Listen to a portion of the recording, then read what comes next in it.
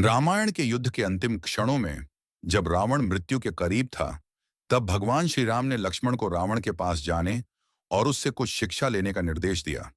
श्री राम ने कहा कि रावण केवल एक खलनायक नहीं था, बल्कि एक महान विद्वान और पंडित भी था। उसने वेदों, शास्त्रों और नीति का गहन अध्ययन किया था। लक्ष्मण गुरु से शिक्षा लेने वाले शिष्य की तरह रावण के पास गए, लेकिन शुरू में वह उसके सिर के पास खड़े हो गए। रावण ने कोई प्रतिक्रिया नहीं दी। लक्ष्मण वापस लौटकर श्री राम के पास आए और कहा कि रावण ने कुछ नहीं कहा।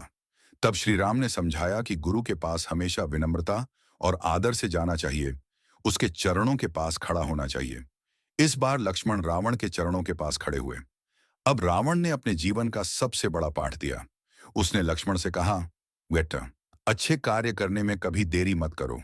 रावण ने कहा, मैंने शिवलिंग को लंका में स्थापित करने का सोचा था, लेकिन टालता रहा।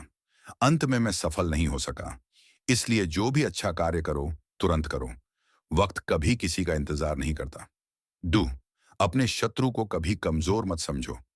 रावण ने माना कि उसने भगवान राम को साधारण मानव समझकर गलती की।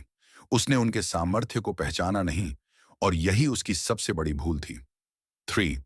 अहंकार का नाश निश्चित है। रावण ने लक्ष्मण से कहा कि उसका विनाश उसके अहंकार के कारण हुआ।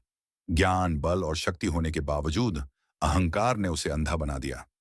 रावण के ये शब्द उसकी अंतिम शिक्षा थी, जो आज भी हमारे जीवन के लिए उतनी ही प्रासंगिक है।